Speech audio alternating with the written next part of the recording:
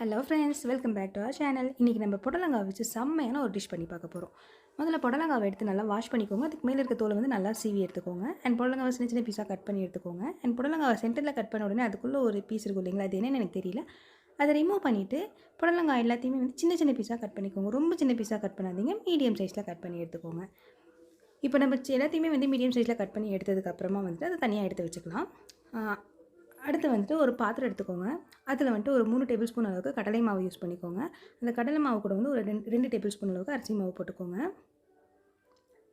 And அதில் வந்துட்டு லைட்டாக உங்களுக்கு தேவையான அளவுக்கு மிளகாத்தூள் ஆட் பண்ணிக்கோங்க. உங்களுக்கு காரமாக வேணும்னா நிறைய மிளகாத்தூள் ஆட் பண்ணிக்கோங்க, கம்மியாக வேணும்னா லைட்டாக ஆட் பண்ணிக்கோங்க. கொஞ்சம் சீரகம் ஆட் பண்ணிக்கோங்க. அண்ட் தேவையான அளவு சால்ட் ஆட் பண்ணிக்கோங்க. உங்களுக்கு ஆப்ப சோடா வேணும் அப்படின்னா நீங்கள் தாராளமாக அதில் ஆட் பண்ணிக்கலாம். நான் இதில் ஆட் பண்ணல. இப்போ நல்லா மிக்ஸ் பண்ணி எடுத்துக்கோங்க. அண்ட் நம்ம கட் பண்ணி வச்சுருக்க புடலங்காய் இருக்கு இல்லைங்களா, அதையும் வந்துட்டு இந்த மாவு கூட வந்து நல்லா மிக்ஸ் பண்ணி எடுத்துக்கோங்க. எப்படியோ வந்து இந்த மாவு வந்து புடலங்காய் கூட ஃபுல்லாக ஜெல் ஆகாது இல்லைங்களா, அதனால தேவையான அளவு லைட்டாக தண்ணி ஆட் பண்ணிக்கோங்க. நல்லா தண்ணி ஆட் பண்ணி நல்லா மிக்ஸ் பண்ணதுக்கப்புறம் வந்துட்டு உங்களுக்கு இந்த மாதிரி கிடைக்கும். அண்ட் அடுத்து வந்து தவாவில் வந்துட்டு அடுப்பில் வந்து எண்ணெய் வச்சு நல்லா காய வச்சுக்கோங்க. எண்ணெய் நல்லா காஞ்சதுக்கப்புறமா நம்ம மிக்ஸ் பண்ணி வச்சுருக்கோம் இல்லைங்களா, அந்த மிக்சரை வந்து இதில் போட்டு நல்லா கோல்டன் ப்ரௌன் கலரில் வர வரைக்கும் எடுத்துக்கோங்க.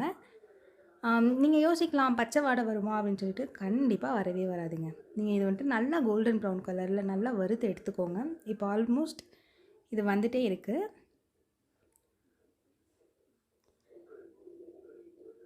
இப்போ இது கோல்டன் ப்ரௌன் கலரில் நல்லாவே வந்துருச்சுங்க. இது கோல்டன் ப்ரௌன் கலரில் வந்ததுக்கப்புறமா வந்துட்டு டைமே வேஸ்ட் பண்ணாமல் அதை டக்குன்னு எடுத்து வேறு ஒரு பாத்திரத்தில் மாற்றி வச்சுக்கோங்க.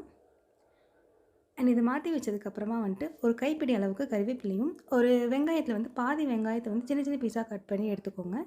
எடுத்துகிட்டு நம்ம இப்போ இதை வறுத்தோம் இல்லைங்களா, அதே மாதிரி அதையும் அந்த வெங்காயத்தையும் கறிவேப்பிலையும் போட்டு இதில் நல்லா முறுமுறுன்னு வறுத்து எடுத்து வச்சுக்கோங்க.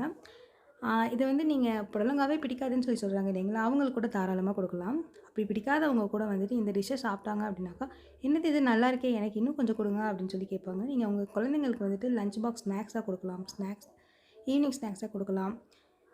அண்ட் இதை மறக்காமல் நீங்கள் வீட்டில் ட்ரை பண்ணி பாருங்கள்.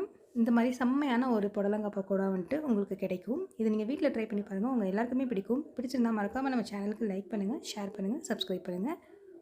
மறக்காமல் உங்களுக்கு எப்படி இருந்துச்சுன்னு சொல்லிட்டு கமெண்ட் பண்ணுங்கள். தேங்க்யூ. தடா.